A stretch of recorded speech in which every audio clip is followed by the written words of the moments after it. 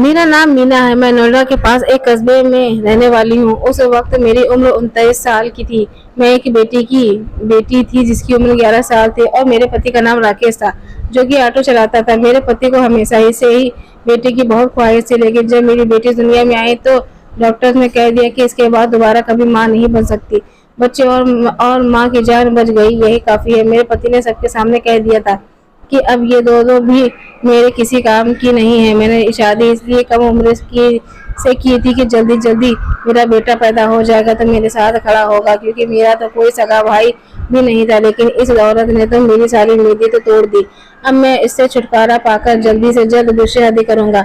पर 12 साल हो गए, मेरे पति ने मुझे अभी तक नहीं छोड़ा था और ना ही किसी से दिल लगे। इसलिए नहीं वो मेरे साथ बहुत ही ज्यादा वफादार था, बल्कि इसलिए क्योंकि उसे पता था कि उसे अब कोई भी अपनी बेटी का रिश्ता नहीं देगा। वो पूरे मोहल्ले और रिश्तेदारों में एक लापरवाह इंसान मशहूर था। उसने अपना ऑटो भी बेच दिया था और घर में कपड़े सिलाई किया करता थी और उसी से घर चलता था। कभी कभी वो कहीं से थोड़े बहुत पैसे ले आता था कहीं, लेकिन वो वैसे सबको ही पता था कि उसकी कोई पक्की कमाई नहीं थी।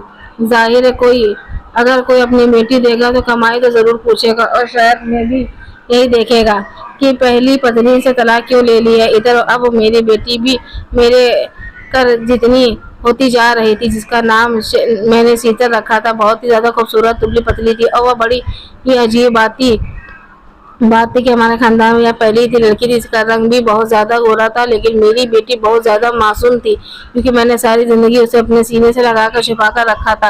यह सोचकर कि मेरी एक ही बेटी है, दोबारा कोई बच्चा नहीं हो सकता, अगर उससे भी कुछ हो गया तो मैं बे औलाद हो जाऊंगी। इसलिए मैंने उसे सारी जिंदगी जरूरत से ज्यादा ही हिफाजत से पाल कर रखा था। और उसका नुकसान ये हुआ था कि वो जरूरत से ज्यादा ही मासूम थी। उसे किसी बात पर भी नहीं पता था कि उसको लड़कियों के साथ खेलने जाने के लिए भी नहीं छोड़ती थी। इस तरह उसने किसी की दोस्ती नहीं होती। उसने मोहल्ले की लड़कियों के साथ ज्यादा वक्त नहीं गुजारा। मैं उसे शादी में भी नहीं लेकर जाती थी और इसके अलावा हम गरीबों का और कौन सा आना जाना होता है। लेकिन मैं सोचती रहती थी कि मैं उसके साथ उन सारी जिंदगी में उसका ख्याल रखूंगी। मैं तो उसे बाहर के खतरों से बचा रही थी। मुझे क्या पता था कि कभी कभी खतरे अंदरूनी भी होते हैं। खैर ये तो लंबी बात है। जब मेरी बेटी थोड़ी जवान हो गई तो मेरे पति ने उससे बहुत ज्यादा प्यार करना शुरू कर दिया, जबकि सारी जिंदगी उसे दुत्कारता आया था। कहता था कि तेरी वजह से तू अपनी माँ को बांझ बना दिया और मेरे बच्चे दुनिया में आने से रह गए, नहीं तो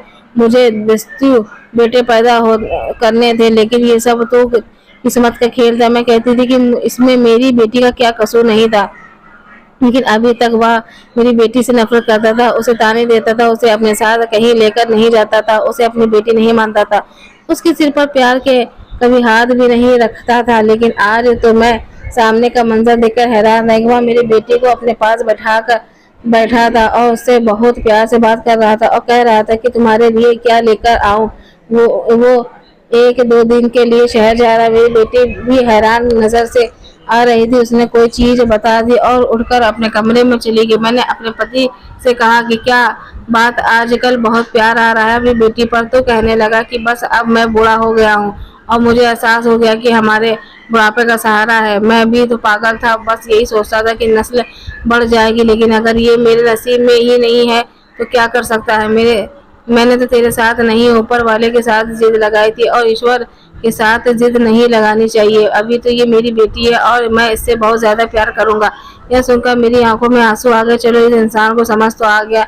मैंने उससे कहा कि अब तो बेटी जवान हो गई है, अब 2-3 साल की में उसकी शादी हो जाएगी, फिर हमारी बेटी हमें छोड़कर अपने ससुराल चली जाएगी। लेकिन तुमने इतने साल बर्बाद कर दिए। कितनी प्यारी बच्ची थी हमारी, जब छोटी सी थी कैसे भाग भाग कर तुम्हारे पीछे पीछे जाती थी, तुम्हें बाबा बाबा कहती थी और तुमने उसे गोद में भी नहीं लिया। इस बात पर मेरे पति की आंखों में आंसू आ गए। उसने कहा कि मैंने वाकई काफी सारा वक्त बर्बाद कर दिया, लेकिन अभी भी देर नहीं हुई।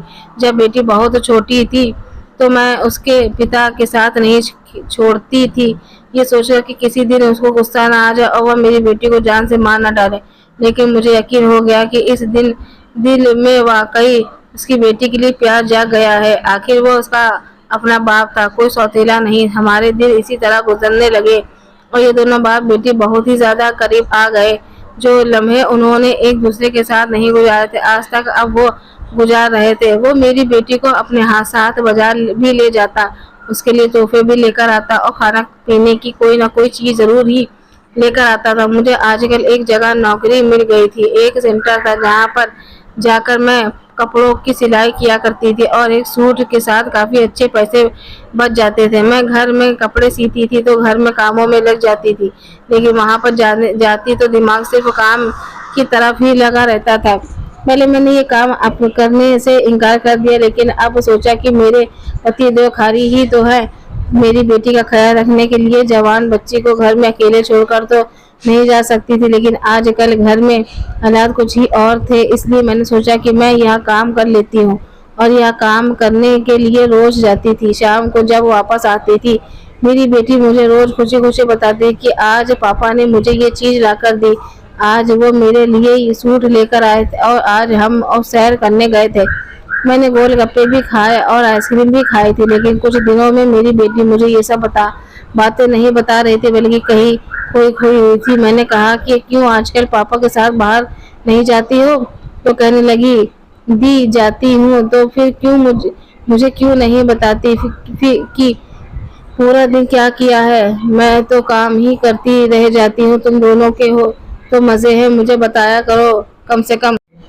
मैं सुनकर ही खुश हो जाया करूंगी। मैं अपनी बेटी से मुस्कुराकर बात कर रही थी क्योंकि मैं उसके लिए खुश थी, लेकिन वो बिल्कुल भी खुश नजर नहीं आ रही थी। फिर मेरी बेटी बीमार रहने लगी, कभी कहती मेरी कमर में दर्द तो कभी कहती मेरी टांगों में दर्द है। मुझे समझ में नहीं आ रहा था उसके साथ क्या हो रहा है।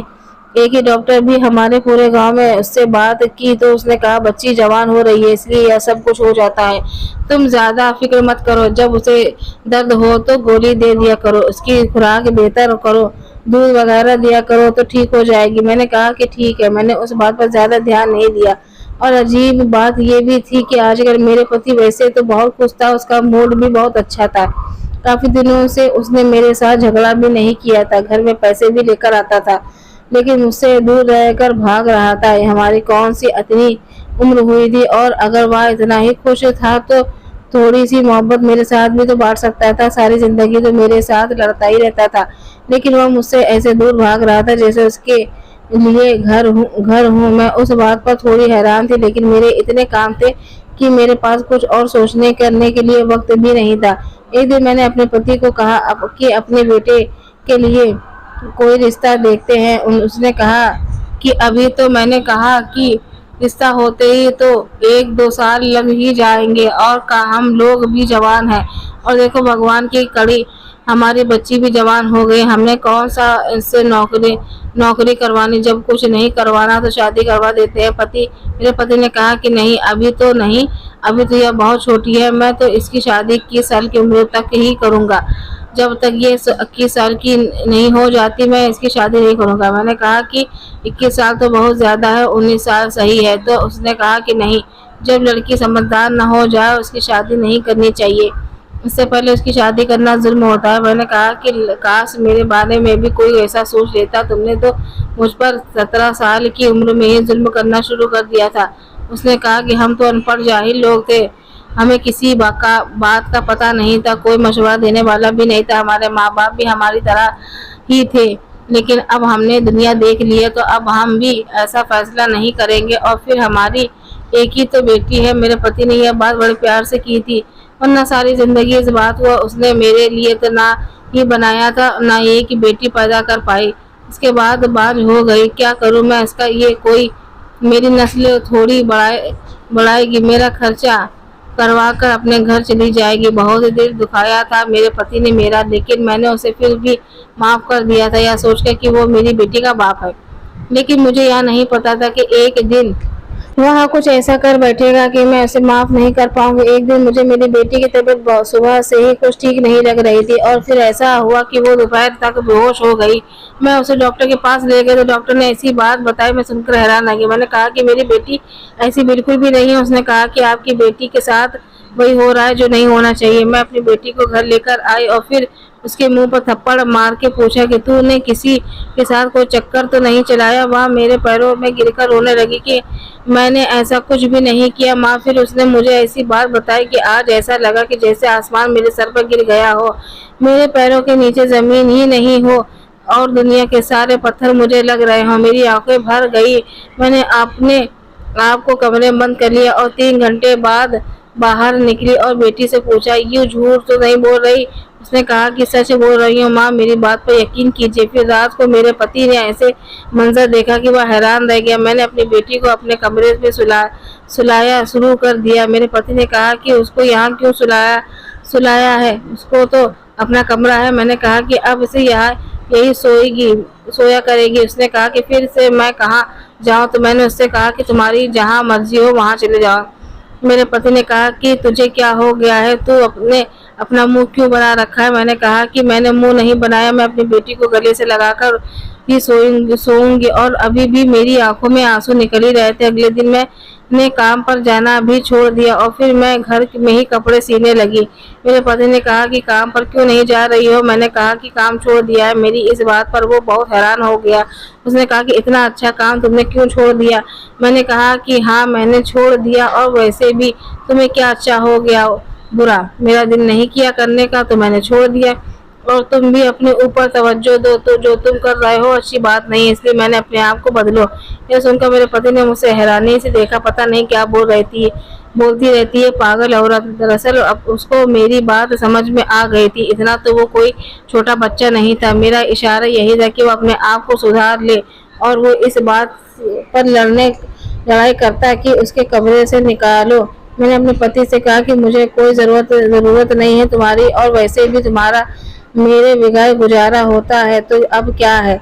उसने कहा कि पत्नी हो तुम मेरी, तुम्हारी ज़रूरत है। मैंने कहा मैं तुम्हारी ज़रूरत नहीं हूँ, मेरी बेटी मेरे साथ ही सोएगी। अगर तुमको कोई मसला है तो फिर मैं अपनी बेटी के कमरे में चली जाती हूँ, लेकिन उसको कमरे के अंदर दरवाज़ा नहीं था, इसलिए मैं वहाँ नहीं जाना चाहती थी। हम लोग गरीब थे, इसमें एक दरवाज़ा भी लगाया नहीं जा रहा था। एक दिन इसी तरह गुजरने लगे और मेरी बेटी की तबीयत ठीक होने लगी। मैं घर में काम नहीं करती थी, इसलिए मुझे बहुत नुकसान हो रहा था। हमारे घर के हालात फिर से खराब हो गए। मेरे पति ने सामान लाना फिर से छोड़ दिया। अब मैं उसके साथ अपनी बेटी को कहीं बाहर नहीं जाने देती थी। मैं कमरे में सुकून से सो रही थी। मैंने खाना खाकर अपने पहले ही किचन में रख दिया था। मेरी बेटी ने मुझे जगाया और कहा, माँ भूख लगी है, आकर खाना खा लो। मेरा पति भी बाहर बैठा था। आप लोगों ने मिलकर खाना खाया। उसके बाद मुझे होश ही नहीं रहा कि मैं कहाँ हूँ। आधी रात को मेरी आँख खुली तो यह देखकर कदमों तले जमीन निकल गई कि मेरी बेटी तो मेरे पास नहीं थी।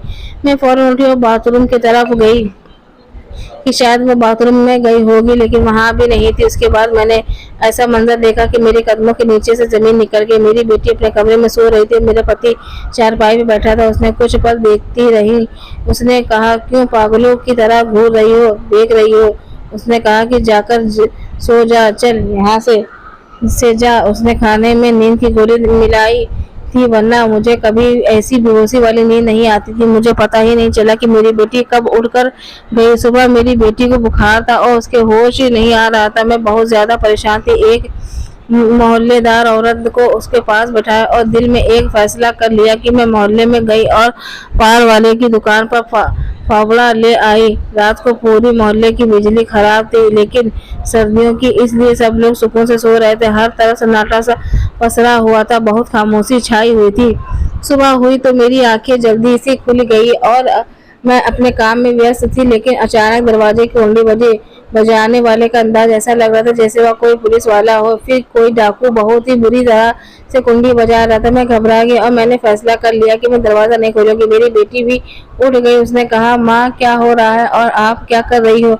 ये आंगन क्यों खुदा पड़ा है और आप पापा कहाँ है? मैंने कहा कि उस आदमी को पापा कहने की जरूरत नहीं है। मेरी बेटी ने मुझे देखा तो उसके मुंह से चीखें निकल गई। उसने कहा कि आपके कपड़ों में क्या लगा हुआ है? मैंने कहा कि पागल, ये तो बाथरूम में गिर गई थी ना, इसलिए जगह जगह चोटें लग गई हैं और वही वजह है कि मेरे कपड़ों पर ये सब लग गया है। तुम घबराओ नहीं, मैं तो तेरी माँ हूँ ना।